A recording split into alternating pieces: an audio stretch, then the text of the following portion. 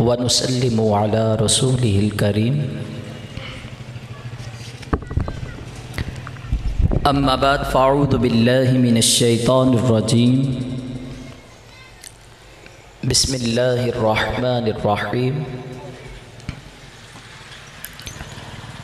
وقال الله تبارك وتعالى في كلام المجيد والفرقان الحميد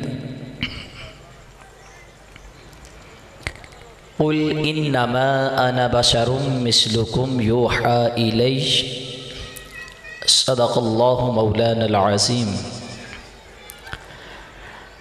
ان الله وملائكته يصلون على النبي يا ايها الذين امنوا صلوا عليه وسلموا تسلیما باواز محبت درود شریف کا نذرانہ پیش کیجیے۔ الصلاۃ والسلام علیک یا سیدی یا رسول اللہ وعلی آلک واصحابک یا سیدی یا حبیب اللہ۔ الصلاۃ والسلام علیک یا سیدی یا نور اللہ وعلی آلک واصحابک یا رحمۃ للعالمین۔ یقیناً درود شریف سبھی کو آتا ہے، کافی زبانیں خاموش تھیں۔ شاعر کہتا ہے کہ خوش خوشاہوں کو وہ تازہ گلاب دیتے ہیں، عہد پیری کو وہ پھر سے شباب دیتے ہیں۔ پڑھ لے درود غفلت نہ کر خدا کی قسم، تیرے سلام کا اب بھی وہ جواب دیتے ہیں۔ ذرا محبت کے ساتھ پڑھیے درود شریف۔ الصلاۃ والسلام علیک یا سیدی یا رسول اللہ وعلی آلک واصحابک یا رحمۃ للعالمین۔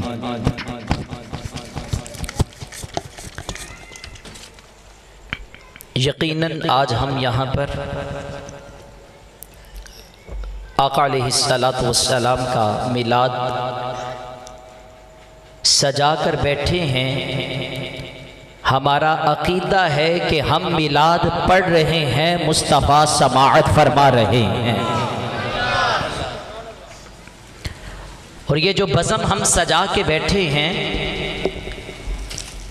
یہ بزم انبیاء بھی سجاتے تھے، مصطفیٰ کے صحابہ بھی سجاتے تھے۔ وہ شاعر کیا خوب کہتا ہے کہ بلالی صاحب، پوچھو نہ فرشتوں سے نہ انسانوں سے پوچھو، کیا شان محمد ہے رحمان سے پوچھو یا حضرت حسان سے۔ وہ بارگاہ رسالت میں کیسی وہ گڑی ہوگی، حسان نے منبر پہ جب نعت پڑھی ہوگی، ابو بکر عمر ہوں گے، عثمان و علی ہوں گے، ابو بکر و عمر ہوں گے، عثمان و علی ہوں گے، حسنین کے نانا کی کیا بزم سجی ہوگی، حسنین کے نانا کی کیا بزم سجی ہوگی۔ اور آج ہم انہی کی بزم سجا کر بیٹھے ہوئے ہیں۔ اللہ رب العزت نے قرآن مجید فرقان حمید میں ارشاد فرمایا، قل اے حبیب آپ فرما دیجئے، انما انا بشر مثلکم، کہ بے شک میں بھی تمہاری طرح ایک بشر ہوں، یوحا الیہ، لیکن میری شان یہ ہے کہ مجھ پر وحی نازل ہوتی ہے۔ آج کا جو سب سے بڑا اعتراض سیکولرزم کے لوگ جنہوں نے اٹھا رکھا ہے، ان کا اعتراض یہ ہے کہ معاذ اللہ ثم معاذ اللہ کہ نبی بھی ہماری ہی طرح کے ہیں۔ آج میں اس بات کو واضح کروں گا کہ کیا نبی ہماری طرح کے بشر ہیں؟ ہمارے آقا علیہ الصلوۃ والسلام کی ذات گرامی کیا ہے تو سب سے پہلے اپنا عقیدہ سن لے کہ نبی کی ذات بشر بھی ہے، نبی کی ذات نور بھی ہے۔ ہم بشر بھی مانتے ہیں، نور بھی مانتے ہیں، اور یہ عقیدہ نہ ہمیں کسی نعت خواہ نے دیا، نہ کسی خطیب نے دیا، بلکہ عقیدہ ثابت ہوتا ہی یا قرآن سے ہے یا مصطفیٰ کے فرمان سے ہے۔ ہمارا عقیدہ کیا ہے کہ نبی بشر بھی ہیں اور نبی نور بھی ہیں۔ نبی کریم صلی اللہ علیہ وآلہ وسلم نے یوم وصال کے روزے رکھنا شروع کر دیے۔ احباب کی توجہ چاہوں گا، جب روزے رکھے تو صحابہ کرام نے بھی روزے رکھنا شروع کر دیے۔ صحابہ کرام کمزور پڑ گئے، نبی کریم صلی اللہ علیہ وآلہ وسلم کی ذات پر یہ بات ناگوار گزری۔ میرے مصطفیٰ کریم صلی اللہ علیہ وآلہ وسلم نے فرمایا، صحابہ تم کمزور پڑ گئے ہو، کیا کرتے ہو؟ عرض کیا، یا رسول اللہ صلی اللہ علیہ وآلہ وسلم آپ نے روزے رکھنا شروع کر دیے تو ہم نے بھی روزے رکھنا شروع کر دیے۔ تو میرے مصطفیٰ نے 1450 سال پہلے صحابہ کو بتا دیا تھا، ایوکم مثلی، صحابہ تم نے بھی روزے رکھے، میری وجہ سے روزے رکھے، بتاؤ کیا تم میری طرح کے بشر ہو؟ کیا تم میری طرح کے بشر ہو؟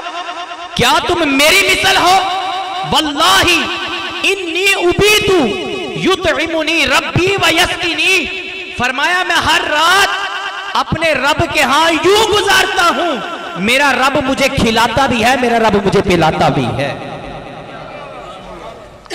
کہا صحابہ تم میری مثل نہیں۔ آج لوگ کہتے پھریں کہ آقا علیہ السلام کی ذات گرامی جو ہے وہ ہماری طرح کی بشر ہے، ہماری مثل ہے۔ تو اسی طرح صحیح مسلم شریف کے اندر حدیث پاک ہے، نبی کریم صلی اللہ علیہ وآلہ وسلم نے ایک دن نماز ظہر پڑھائی تو سرکار نے 5 رکعتیں پڑھا دی۔ کتنی؟ سارے بولیے کتنی؟ اور رکعتیں کتنی ہیں ظہر کی؟ 4 فرض ہیں۔ آقا علیہ السلام کی ذات گرامی نے 5 رکعتیں پڑھا دی۔ جب 5 رکعتیں پڑھائیں تو کچھ لوگوں نے اس بات پر سوال اٹھا دیا کہ یا رسول اللہ صلی اللہ علیہ وآلہ وسلم آپ نے 5 رکعتیں پڑھا دی اور آخر پر میرے مصطفیٰ نے سجدہ سہو کیا۔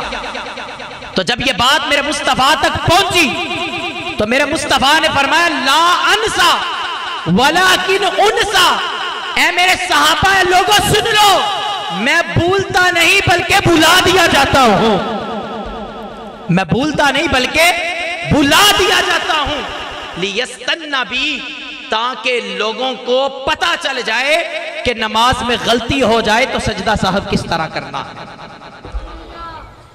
اس بات پر بھی اعتراض اٹھا نا، تو آقا علیہ السلام نے بتا دیا، کہا میں اس وجہ سے مجھ کو بھلا دیا جاتا ہے، فرمایا تاکہ لوگوں کو میری امت کو اس طریقے کا پتہ چل سکے۔ اور اسی طرح ایک صحابی رسول نے اکٹھے تھے، نماز پڑھی تو ایک صحابی رسول نماز کی طرف توجہ نہیں تھی ان کی۔ آقا علیہ السلام جب نماز سے فارغ ہوئے تو آقا علیہ السلام نے فرمایا، لا تحسنوا صلاتک، کہ اے میرے صحابی تو نماز میں ادھر ادھر کیوں دیکھ رہا تھا؟ تیری توجہ نماز کی طرف نہیں تھی۔ عرض کرتے ہیں یا رسول اللہ صلی اللہ علیہ وآلہ وسلم آپ تو نماز پڑھا رہے تھے، اور جب کوئی شخص نماز پڑھاتا ہے تو اس کی توجہ تو آگے ہوتی ہے، پر یا رسول اللہ میں تو آپ کے پیچھے کھڑا ہو کے نماز پڑھ رہا تھا۔ تو میرے مصطفیٰ کریم علیہ السلام نے فرمایا، واللہ لأبصر من برائی کما یبصر بین یدئی، فرمایا رب نے مجھے اتنی طاقت دی ہے، جس طرح میں آگے دیکھتا ہوں اسی طرح میں پیچھے بھی دیکھتا ہوں۔ فرمایا رب نے مجھے طاقت دی ہے۔ تو اس لیے کیا پتا چلا کہ اس کائنات میں مصطفیٰ جیسا کوئی بھی نہیں، مصطفیٰ ہماری طرح کے بشر نہیں۔ آج لوگ لاکھ اعتراض کرتے رہے، عقیدہ یہی ہونا چاہیے کہ اس کائنات میں مصطفیٰ جیسی ہستی کوئی بھی نہیں۔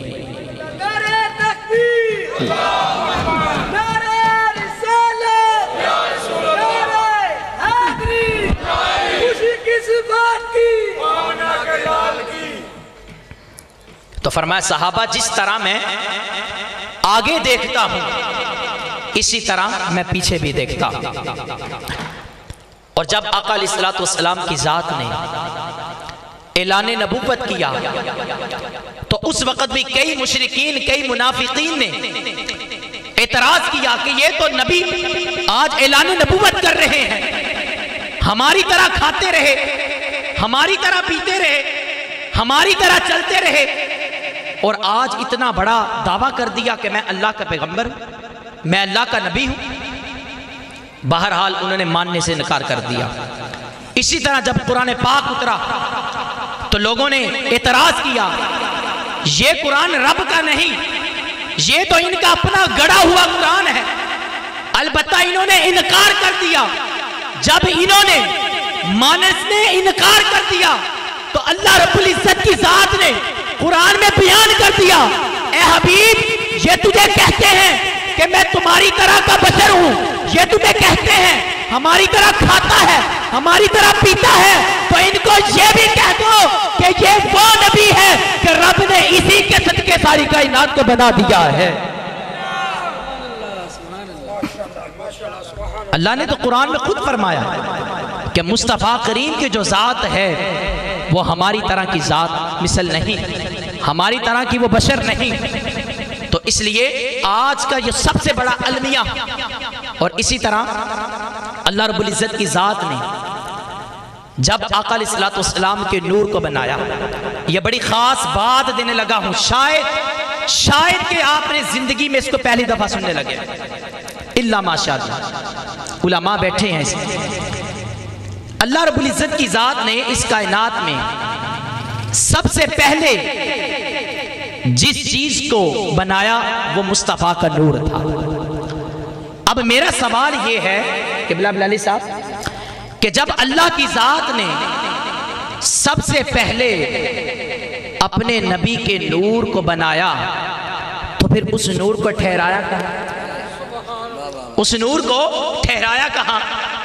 جب نہ زمین تھی نہ آسمان تھا، کوئی چیز نہیں تھی، تو پھر اللہ کی ذات نے اپنے نبی کے نور کو کہاں ٹھہرایا؟ تو اللہ رب العزت کی ذات نے فرمایا اے حبیب میں نے تیرے نور کو سب چیزوں سے پہلے بنایا، اب ٹھہرانے کے لیے کوئی بھی جگہ نہیں، چل تو یوں کر میری رحمت کی آگوش میں آ جا، اب کوئی نہیں، یا ایک تو ہے یا ایک میں ہے، تو مجھے تکتا رہ میں تجھے تکتا رہوں گا۔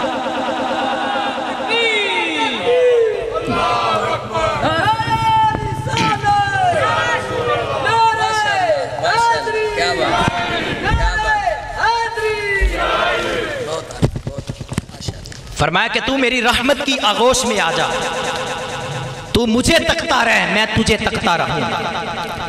اور پھر حدیث قدسی ہے، اللہ رب العزت فرماتے ہیں کنتو کنزم مخفیا، اے لوگو سن لو میں ایک مخفی خزانہ تھا، میں چھپا ہوا تھا، مجھے کوئی جانتا نہ تھا، فَأَحْبَبْتُ أَنْ أُعْرَفَ، اللہ فرماتا پھر مجھے محبت ہوئی کس بات کی کہ لوگ مجھے پہچانے، لوگ مجھے جانے۔ فرمایا مخفی خزانہ تھا، مجھے کوئی جانتا نہیں تھا، مجھے محبت ہوئی کہ میں پہچانا جاؤں، فَخَلَقْتُ نُورِ محمد، اللہ فرماتا ہے کہ میں نے اپنی پہچان کے لیے سب سے پہلے جس چیز کو بنایا اپنے نبی کے نور کو اپنے نور سے پیدا فرما دیا۔ تو پتہ کیا چلا کہ آقا علیہ الصلوۃ والسلام کی ذات گرامی سرکار بشر بھی ہیں اور آقا علیہ الصلوۃ والسلام کی ذات اقدس نور بھی ہے، یہ ہمارا عقیدہ ہے۔